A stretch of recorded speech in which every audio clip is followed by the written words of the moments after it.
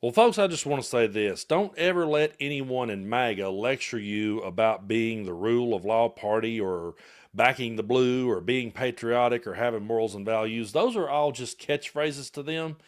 And those are all just things that they put out there to try to one up you, but they don't actually believe in any of it. And the story that I'm about to read to you today is proof of that. Donald Trump has always been over the top apologetic to the January 6th insurrectionists. He says they've been treated so badly. He even said that they've been treated as badly as a group of people, but he won't go into that. And we know he's referring to black people. He's referring to slavery when he says that, but he doesn't actually come out and say it. And it's just truly disgusting to sit back and watch. It's disgusting to sit back and watch him put so much effort into comforting these domestic terrorists. And they just wine and dine with him now at Mar-a-Lago, and they're heroes in his community. They're heroes to his base. And I think it's important that we always remember just how low his base will go and remember that they have no gag reflex and they have no bottom. So we're going to read this article here from MidasNews.com. But before we do, I want to thank y'all so much for supporting what I do here on the channel. And if you like this kind of content and want to hit that subscribe button, it doesn't cost anything to do so. Help us get to 1 million subscribers. So this one's by J.D. Wolf. Trump apologizes to Proud Boys leader for treatment of January 6th rioters. Enrique Tarrio dined at Trump's Mar-a-Lago club. And really, who's shocked? During a private dinner at Mar-a-Lago, Trump personally apologized to Enrique Tarrio, the former national chairman of the Proud Boys, for the treatment of the January 6th rioters under the Biden administration, according to a tweet from Tarrio.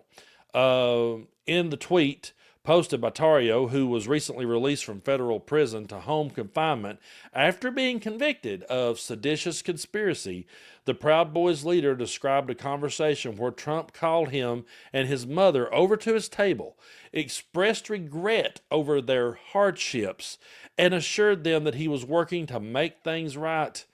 Now, right here is his tweet. I just had a great conversation with the President of the United States.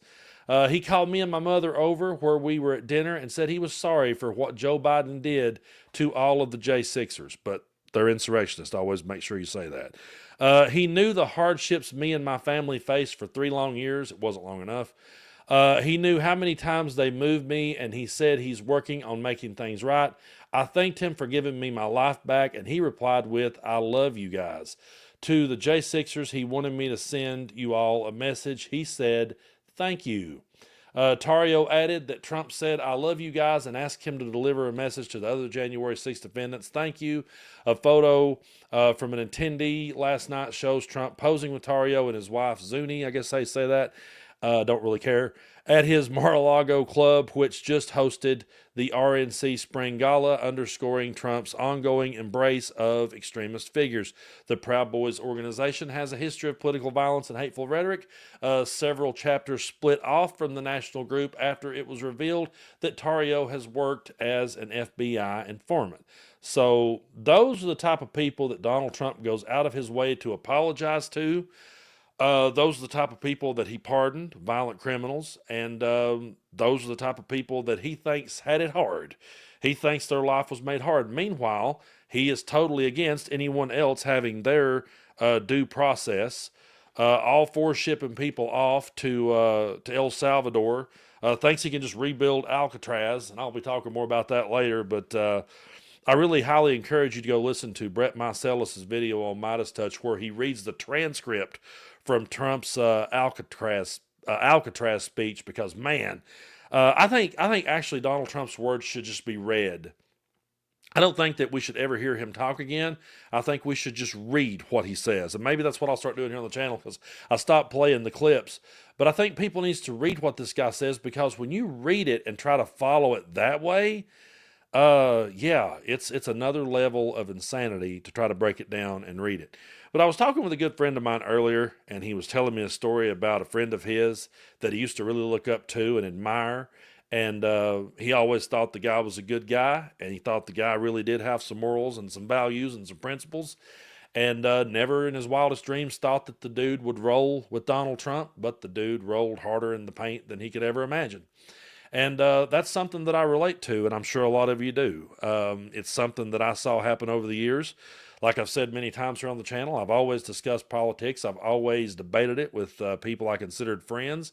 And I had people that were on the opposite side of the aisle that I had some pretty heated political debates with over the years and some pretty strong disagreements.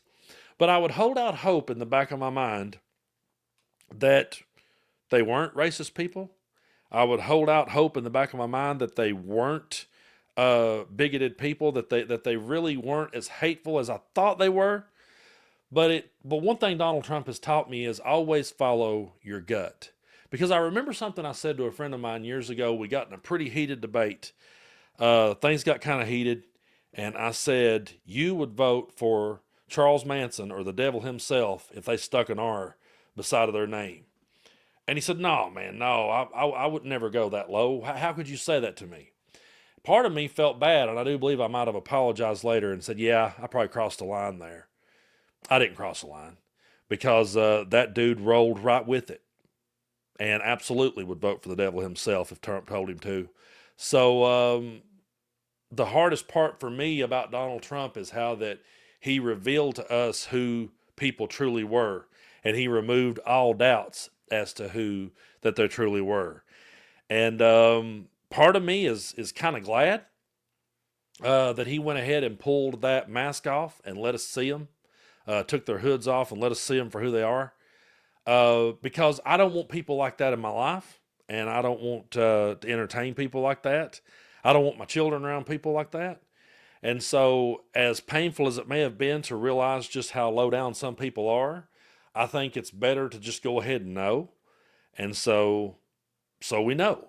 And we know that they will always pull out their apples and oranges argument on these things. And they will say that, what about the BLM protests, and what about the looting, and what about the destruction of property, and blah, blah, blah. And I will always chime in to debunk that ridiculous comparison, because you can't compare the two at all. The BLM protests were just that. They were protests, and a protest is the voice of the unheard. For years, black people had been trying to tell us about police brutality and explain the situations going on in their neighborhoods, and we didn't listen. We just pretended like that it didn't happen, didn't exist. I guess we thought Straight Outta Compton was just a controversial song. But the truth of the matter is, if you heard that song today, you would think that songs like that and Fuck the Police, you would think they were written in 2020 if you heard them now. But people were trying to get our attention and tell us about these things. We didn't listen, and eventually it boiled over. How could it not?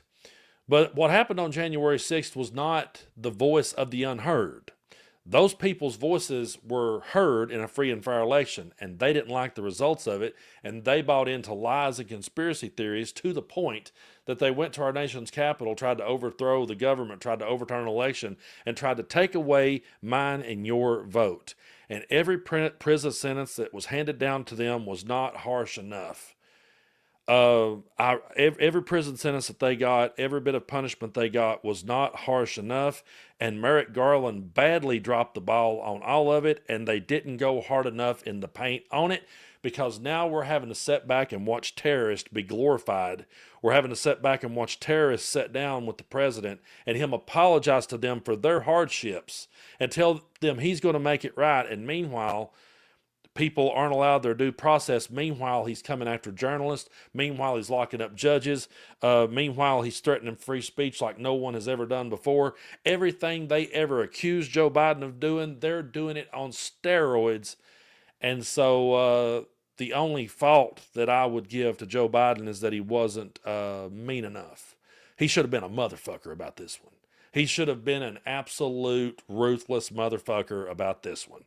And that's just my take on it. There should have been no backing down on this, and we shouldn't be sitting here in this boat today. But here we are, and we're going to be in it for a long time. So all we can do is continue to call out the bullshit, call out the lies, And anytime you're scrolling across social media and you see the people you may know section and you see that one guy that you grew up with that you thought was a decent dude and you click on his profile and you go over to it and you just see his racism and his transphobia and homophobia and bigotry just on full display, I know it sucks.